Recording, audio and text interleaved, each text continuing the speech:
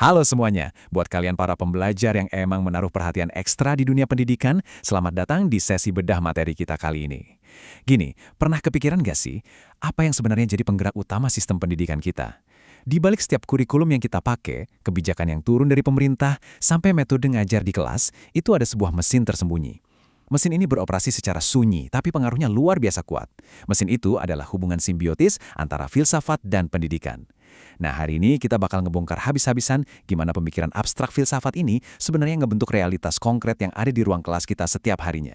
Di sesi kali ini, agenda kita cukup padat, tapi langsung ke inti. Kita bakal mulai dari membahas simbiosis, lanjut ke peran pengawas ilmiah, dan laboratorium hidup, membedah masalah pakai 3 pisau analisis, dan terakhir melihat aplikasi konkretnya.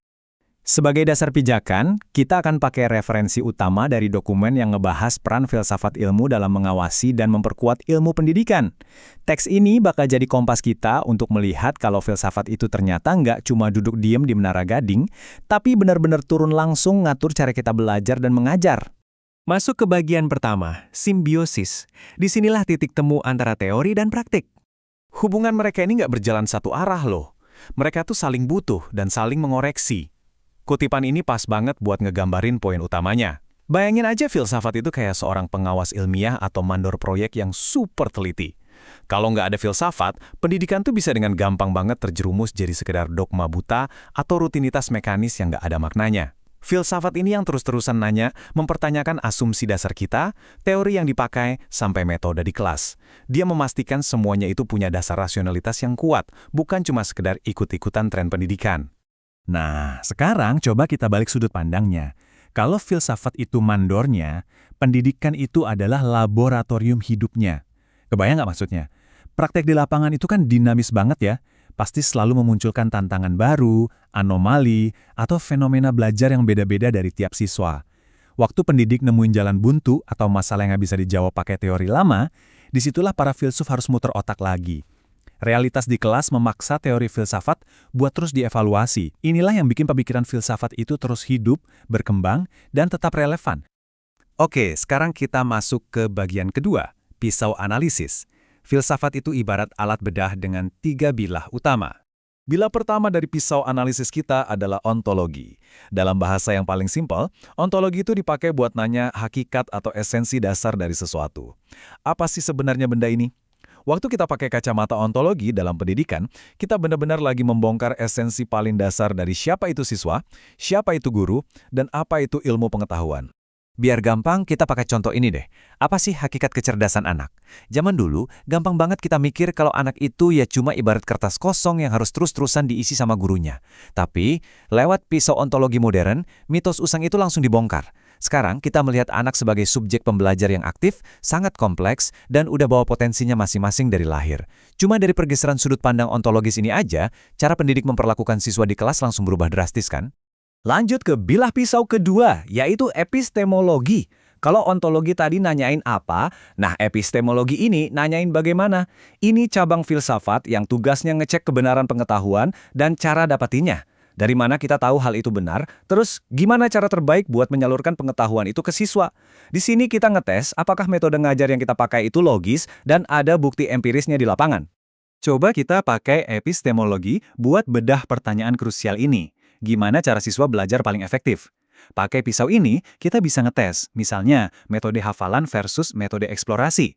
Apakah dengan menghafal itu siswa beneran paham, atau mereka cuma jadi robot yang ingat rumus sesaat aja buat ujian? Epistemologi memaksa kita cari bukti nyata bahwa metode ngajar kita emang beneran menghasilkan pemahaman yang dalam, bukan cuma ingatan jangka pendek. Dan ini dia, bilah terakhir yang melengkapi alat bedah kita, aksiologi. Ini tuh ibarat kompas moralnya sistem pendidikan. Aksiologi nanya soal nilai, atau untuk apa pendidikan itu ada. Cabang ini yang ngasih batas etika, nimbang nilai moral, dan nentuin mau dibawa kemana arah tujuan akhir pendidikan kita. Intinya, memastikan ilmu pengetahuan itu dipakai buat kebaikan manusia, bukan malah sebaliknya. Kita ambil contoh dari kebijakan yang sering banget jadi perdebatan. Sistem ujian nasional. Adil nggak sih? Nah, kalau kita pakai aksiologi, kita nggak bakal cuma lihat deretan angka di atas kertas. Kita bakal menganalisis sisi moralnya. Apakah adil menyamaratakan standar untuk daerah dengan fasilitas sekolah yang timpang banget? Gimana dampak psikologisnya ke siswa? Disinilah aksiologi berperan krusial buat menjaga supaya kebijakan pemerintah itu tetap memanusiakan manusia. Masuk ke bagian ketiga, aplikasi konkret. Nah, kita udah bahas teorinya, sekarang kita lihat pembuktian nyatanya. Rangkuman ini nunjukin dengan jelas gimana teori abstrak tadi benar-benar jadi kebijakan nyata. Lihat deh, nilai aksiologi tentang keadilan sosial itu yang ngelahirin kebijakan pendidikan inklusif buat anak berkebutuhan khusus. Terus, dari gabungan ontologi dan epistemologi, terciptalah kurikulum konstruktivisme yang berpusat ke anak. Dan di proses belajar sehari-hari, epistemologi berperan mengubah rutinitas kaku jadi sesuatu yang punya koneksi emosional. Kita perbesar ya contohnya. Pergeseran dari pembelajaran yang berpusat pada guru ke yang berpusat pada anak ini adalah salah satu revolusi terbesar di dunia pendidikan. Secara filsafat, kita akhirnya sadar kalau pengetahuan itu nggak bisa sekedar dipindah dari kepala guru ke kepala siswa. Kayak nuangin air dari teko ke gelas kosong, nggak gitu cara kerjanya. Pengetahuan itu harus dibangun sendiri oleh siswa lewat pengalaman mereka. Dan tebak siapa yang memicu revolusi besar ini? Ya filsafat tadi. Biar makin kebayang lagi, coba kita lihat implementasi mikronya di pendidikan musik anak usia dini. Dulu, ngajarin anak musik itu fokus banget sama latihan yang kaku, hafalan notasi mekanis yang bosenin banget. Tapi dengan epistemologi modern yang mikirin psikologis anak, metode itu dirombak total. Sekarang, sukses itu bukan cuma soal hafal lagu, tapi seberapa jauh anak itu paham ritme, berani berekspresi, dan yang paling penting, punya ikatan emosional sama musiknya. Belajar itu jadi jauh lebih bermakna. Jadi, kelihatan banget kan, filsafat itu emang mesin tak terlihat yang terus-terusan mengawasi dan menyempurnakan pendidikan kita. Tanpa ontologi, epistemologi, dan aksiologi, pendidikan itu benar-benar cuma rutinitas robotik tanpa jiwa. Sebelum kita tutup sesi bedah materi ini, saya mau ninggalin satu pertanyaan buat kalian. Coba deh refleksikan proses ngajar atau belajar kalian saat ini.